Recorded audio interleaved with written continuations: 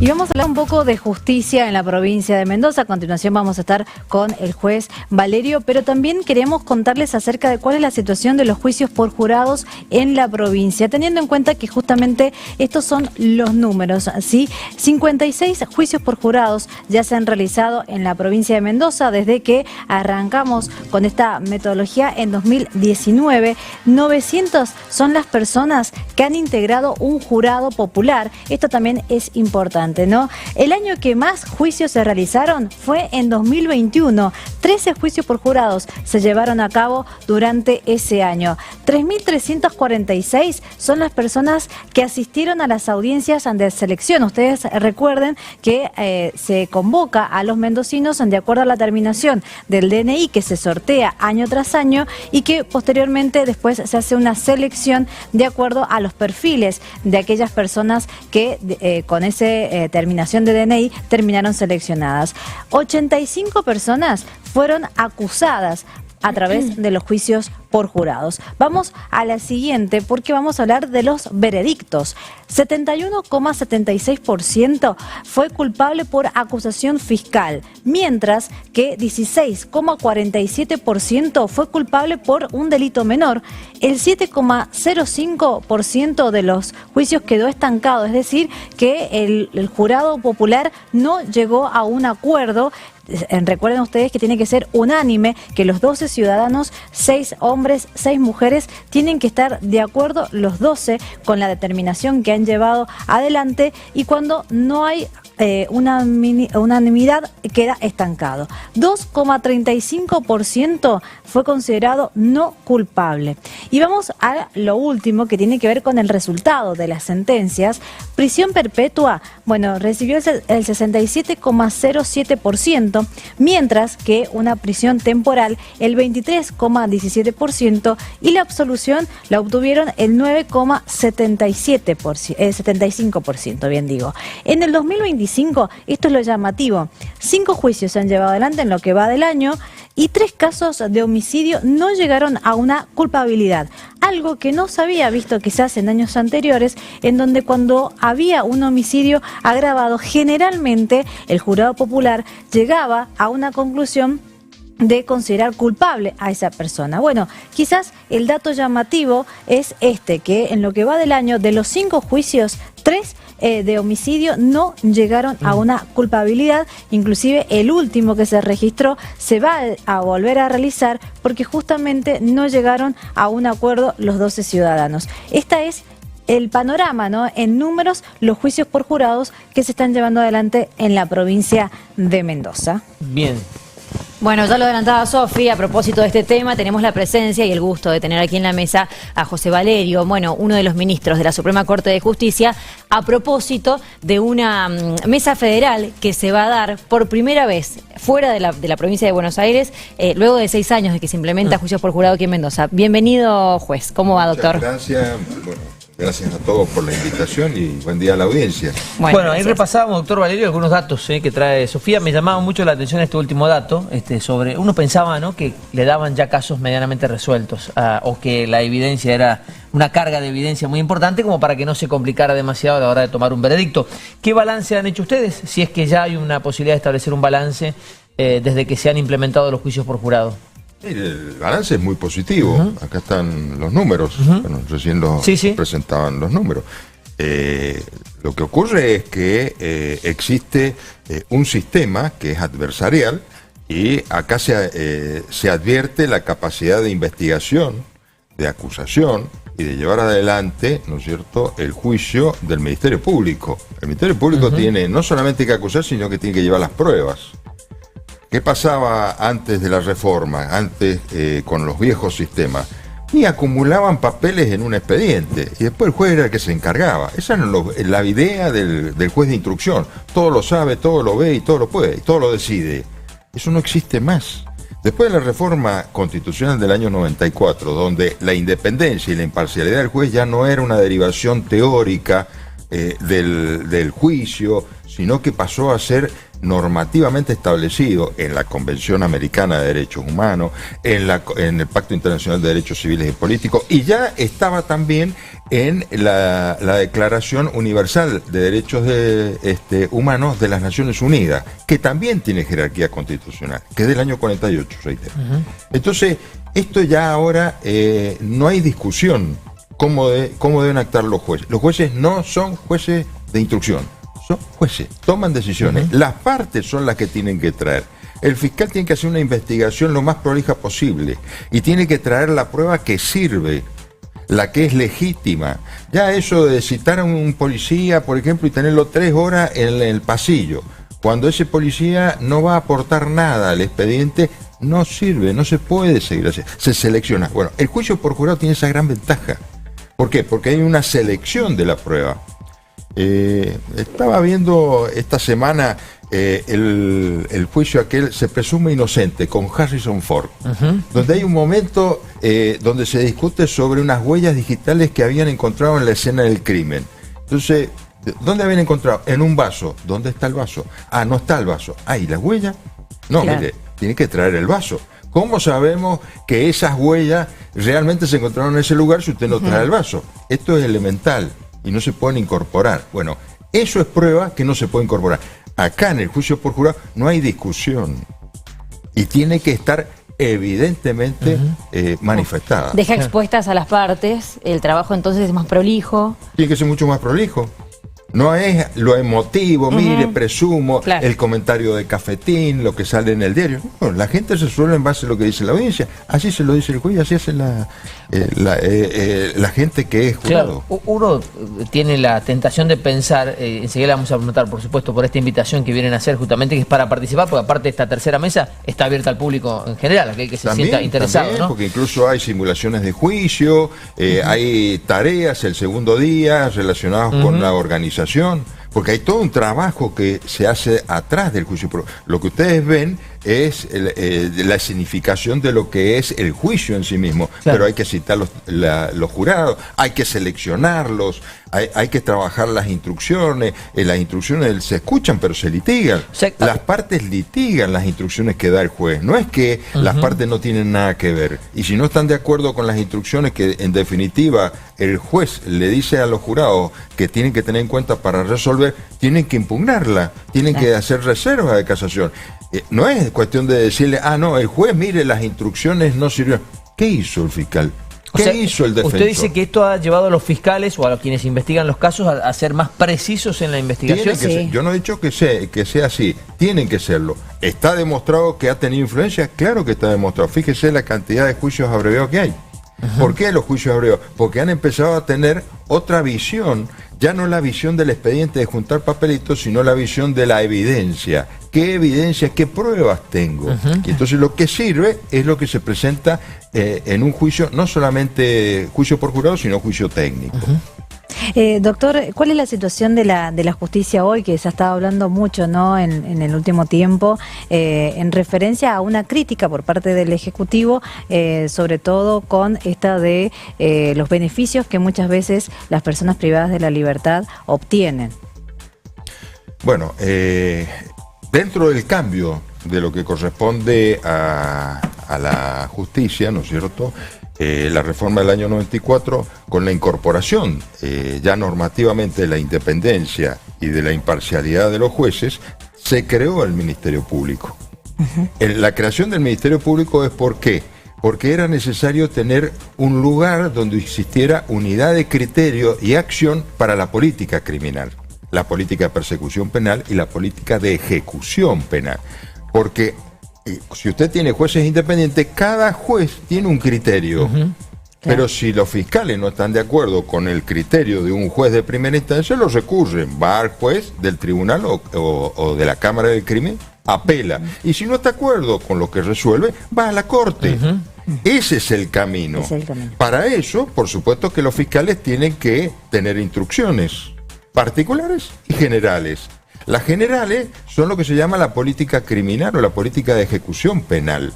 En nuestra provincia nosotros tenemos una ley de Ministerio Público donde el procurador tiene que diseñar la política criminal y la política de ejecución penal. Y debe rendir, y debe explicarla, debe rendir cuenta a la legislatura, a la comisión bicameral, de esa política que ha definido. Y al año siguiente tiene que ir a rendir cuentas del resultado de esa política, a ver qué ha ocurrido. Entonces, cuando no le gusta a quien sea, del Ejecutivo, a cualquiera, la decisión de un juez, ¿qué es lo que se hace? Se recurre. Si usted tiene un juicio laboral, como cualquier ciudadano acá, y el resultado del juicio no le gusta, ¿qué hace? ¿Le pide el jury al juez? No, lo recurre. Recurre la sentencia. Si alguien no ha pagado el alquiler y el dueño de la propiedad quiere cobrar, inicia un juicio. Y si no le da la razón, ¿qué hace la persona que pretende cobrar el alquiler? Recurre, va a la Cámara Civil. Y si la Cámara Civil no le da la razón, va a la Corte. Bueno, acá es igual. Entonces no se trata que cada vez que un juez decide algo que está dentro de lo que está establecido en la ley o dentro de lo que está marco de la Constitución. ¿Por qué? Porque la Constitución permite declarar la inconstitucionalidad de las leyes. Es más, la Constitución de Mendoza es más expresa en el artículo 48, donde obliga a los jueces a que no apliquen leyes o órdenes que puedan estar en contra de la Constitución y de los derechos. Entonces, es hasta de oficio. Yo no lo comparto, pero induce al oficio. Entonces, mientras un juez tome las decisiones dentro de ese marco, no se puede criticar, no se puede someter a jury. Acá estamos hablando puntualmente del caso del juez Sebastián Sarmiento, ¿no? Que claramente está atravesando una situación que lo ha llevado a estar en el ojo de la tormenta, o al menos ante la mirada y el reclamo del Ejecutivo Provincial, porque recordemos que un par de situaciones terminaron lamentablemente en incidentes mayores como asesinatos. En ese caso, ¿qué hay que revisar si así fuera? ¿Qué es lo que piensa usted, si es que pudiera brindarnos una opinión al respecto? Tenemos algunos casos que terminaron, y uno entiende también el reclamo de la familia, ¿no? Que dice, lo liberaron y vinieron, asesinaron a mi papá. Se entiende desde ese lugar el reclamo, pero también se entiende de la otra parte, decir, yo me baso, entiendo yo, ¿no? La verdad que tendría que explicarlo Sarmiento, en cierta evidencia para poder darle un beneficio a ese reo o esa persona que estuvo cumpliendo con la pena. Bueno, si cada juez va a tener que andar explicando cada sentencia, estamos muertos. No va a funcionar la justicia. Claro. La justicia, los jueces, en lugar de estar dedicados a dictar sentencias, van a estar dedicados a explicar en el jury las sentencias que dictaron. Esa no es la justicia. Es decir, nos estamos pegando un tiro en el pie. Es decir, salvo que exista una circunstancia que justifique someterlo a un jury para que venga a dar una explicación, porque está fuera de los marcos, y entonces usted lo trae, entonces sí, corresponde, pero si no, no corresponde. Para eso tiene las correcciones, para eso tiene el sistema de recursos que recién le decía. Mire, yo he sido muy claro en reiteradas oportunidades, lo acabo de decir. Hace falta tener una política de persecución penal. Hay que dictar una política de ejecución penal. Los fiscales que se dedican a la parte de ejecución penal no tienen que hacer un trabajo burocrático donde van a una audiencia y dan el consentimiento o no dan el consentimiento, o avalan o no avalan una libertad. Por ejemplo, uno de los casos que le entregan a Sarmiento, el Ministerio Público estuvo de acuerdo con la libertad. Y el fiscal lo había consultado con el fiscal en jefe. Lo que pasa es que si no hay directivas generales para poder tomar decisiones, si no hay una política de ejecución penal, esto es importante. Fíjese el tema de celulares. El tema de celulares igual, llegó a la Corte. La Corte ha resuelto, no como Corte, como Cámara de Apelación. Esto es una particularidad, también es como para hablar un rato largo. Es un caso como para analizarlo varios años en la facultad. Hemos resuelto como Cámara de Apelación un invento que se ha hecho. Yo en discrepancia, por supuesto, se dará cuenta. Si lo estoy criticando así, pues lo he criticado. Ahora, resolvió los ministros de la Corte se han resuelto en mayoría respecto a esta cuestión. ¿Y qué problema hay? Ningún problema, está resuelto.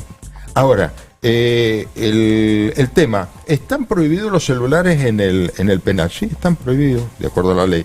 Nunca se dictó el decreto reglamentario, nunca el Ejecutivo dictó el decreto reglamentario de la ley, lleva más de 12 años la ley. Tendría que estar dictado. Ahora, en la época de la pandemia se autorizaron y estaba prohibido por la ley.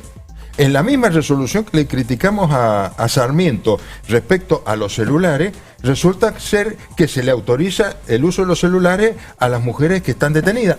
¿No está prohibido también para las mujeres? Pues yo no leí en el artículo que dice, no, las mujeres es una excepción.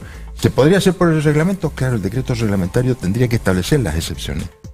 Tendría que permitir las excepciones. Y entonces no puede estar el juez viendo a ver cómo soluciona los problemas. ¿Qué hace con los estudiantes? ¿Qué hace con una persona que está privada de libertad y sus familiares son de Chubut? ¿Qué le va a pagar el pasaje a la familia de Chubut para que venga a tener contacto familiar? ¿No es más barato que tenga comunicación con la familia? Entonces todas esas cosas tienen que estar reglamentadas y nos ahorramos este problema. Pero fíjese otra cosa más, hemos tenido cuánta discusión sobre el tema de los celulares y lo vamos a resolver como se tendría que haber resuelto desde el inicio, los bloqueadores. ¿Sí este es el problema? ¿O no es este el problema? En la audiencia que tuvimos respecto al tema de los celulares, ¿qué es lo que se planteó? Se planteó la cantidad de hechos delictivos, los delitos que se cometen en la penitenciaría con los celulares.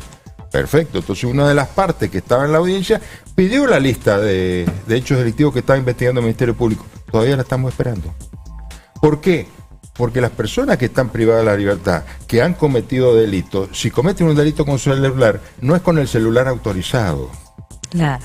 ¿Quién puede pensar, por favor, que va a ser con el celular que lo tienen registrado? Es con el trucho, con el que está no registrado, con el que se comete ese delito. Si hay uno que es excepcional, bueno, fácilmente lo van a encontrar. Y si es así, que nos digan cuáles son. ¿Es cierto que en Santa Fe encontraron? Sí, pero Santa Fe es la provincia de Santa Fe. Mendoza no es Santa Fe. Entonces tenemos que ser responsables en estas cosas. Doctor, lo llevo hacia lo que se viene, justamente, que es motivo también de que usted hoy esté con nosotros. Creo que todo esto es muy interesante, además. Y siempre le destaco que está buenísimo poder charlar con ustedes, ¿no? Que por ahí son quizás muy ajenos a la gente en común. No, y bajarlo al llano, porque claro, muchas veces la opinión pública también incide, ¿no?, en estos temas debido a la información que se maneja y es difícil bajar los temas judiciales al llano para que todos entendamos. Claro. Así que bueno, eso está bueno también. 13 y 14 de agosto, ¿pueden participar? Si quiero, puedo participar yo.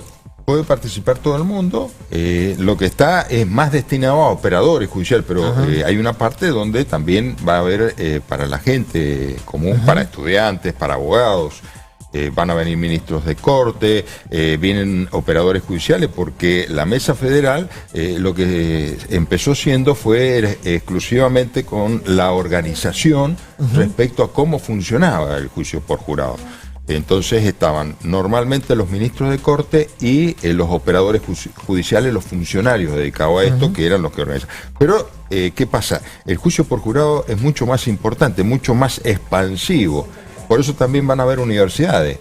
Hay que cambiar la mentalidad de la enseñanza del derecho. No se puede seguir enseñando, bajando libros y estudiando definiciones de memoria. Clasificaciones que no se van a usar nunca en la vida. Hay que empezar a estudiar en la facultad prácticamente. Es como el médico que estudia cirugía y se estudia de memoria un tratado de cirugía y nunca vio un paciente. Claro. No, es al revés.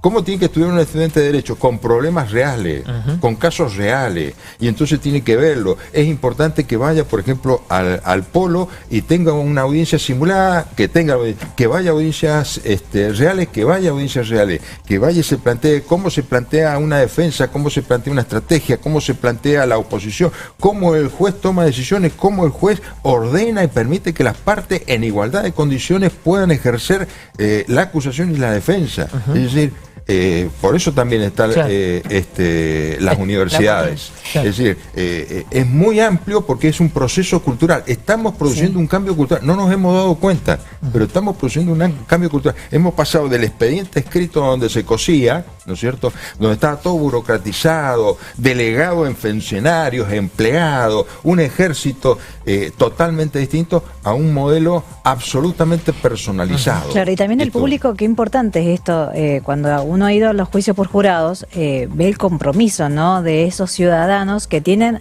ante la responsabilidad de decidir si es culpable o no una persona sin conocimiento previo del derecho, y además teniendo esas pruebas en evidencia, ¿no? Frente a sus ojos, donde muchas veces son crudísimas, ¿no? Y hay que estar preparado para estar al frente de ser jurado. Por eso también. imaginamos que hay una selección compleja ahí.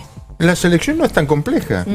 Yo elijo presidente y el vecino mío, que a lo mejor no tiene ni la primaria completa, elige presidente. Ni él es el ministro de Economía, ni es especialista en Economía, ni yo tampoco, y elegimos presidente. Fíjese que qué influencia tiene elegir el presidente. ¿Por qué? Porque son decisiones distintas. No son técnicos, no son abogados, no vienen a hacer un tratado. Ahí está el cambio del que usted menciona, ¿no? Este es el cambio de mentalidad. Y aprovecho y le pregunto, ¿la inteligencia artificial, se imagina usted que en un tiempo puede dictar sentencia? O al menos... Yo creo que está utilizándose la inteligencia artificial, por ahí nosotros la hemos comprobado, hay que ser muy prudente. He visto algunas presentaciones que se han confiado en la inteligencia artificial y tienen errores graves, es decir...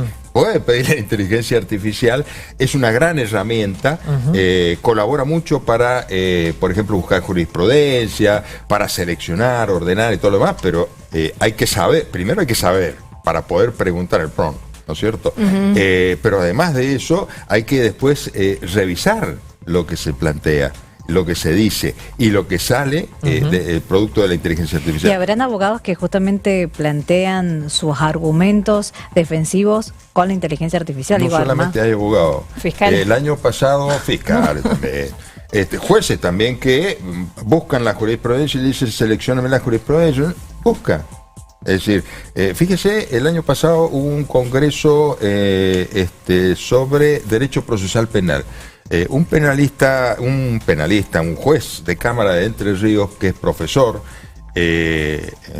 muy reconocido, él explicaba que sus alumnos de Derecho Procesal hacen las prácticas procesales con inteligencia artificial. Y entonces él les enseña cómo deben preguntar en la inteligencia artificial, cómo plantearían el caso, cómo seleccionarían la prueba, qué prueba con relación a qué circunstancia, cuáles serían las mejores defensas, cuál sería la mejor acusación. Es decir, hay alumnos que están aprendiendo a ejercer la profesión que nosotros estamos planteando que se debe aprender, pero con inteligencia artificial de apoyo. Hay que apurarse a estudiar, hay que apurarse a ver lo que está viniendo. Me parece que no nos hemos dado cuenta y seguimos pensando como en el siglo XX. Hace 25 años dejamos el siglo XX. Me parece que algunos... Hay una velocidad. Claro, nos está pisando los talones. Entonces me parece que algunos siguen con una mentalidad muy vieja, no de 25 años, de 50 años. Claro. Siguen pensando, en materia penal, siguen siendo jueces de instrucción. No hay más jueces de instrucción. Doctor, quienes quieran participar de esta mesa, ¿cómo pueden hacer? Está establecido acá el correo, la cita, el link para poder inscribirse, va a ser en el Polo. La idea 13 y 14, ¿no? 13 y 14. Esto ha estado muy trabajado con el Ministerio de Justicia de la Nación, con el secretario Amerio, que apenas asumió Amerio y Cunio Libarona, me citaron en el mes de enero del 2024, concurrí al ministerio y me pidieron a ver qué podía colaborar para todo lo que era implementar un sistema adversarial en el país, que es lo moderno, lo que se viene, ¿no es cierto? No solamente el juicio por jurado, por la reforma del año 94 y por la tecnología. Es irrebatible. Esto viene, nos guste o no nos guste. Y bueno, a partir de ahí empezamos a trabajar. El año pasado comenzaron con una serie de capacitaciones, las comencé yo en el Ministerio de Justicia de la Nación, y este año he concurrido a Corrientes hace pocos meses a dar la charla, a participar, y bueno, ahora también esto está dentro de lo que viene trabajando el Ministerio de Justicia de la Nación, coordinado con nosotros, por eso este evento tiene estas características. Muy bien. Ha sido muy gentil, doctor. Gracias por favor, su ha sido un placer gusto. tenerlo aquí con nosotros, el doctor José Valerio. Temas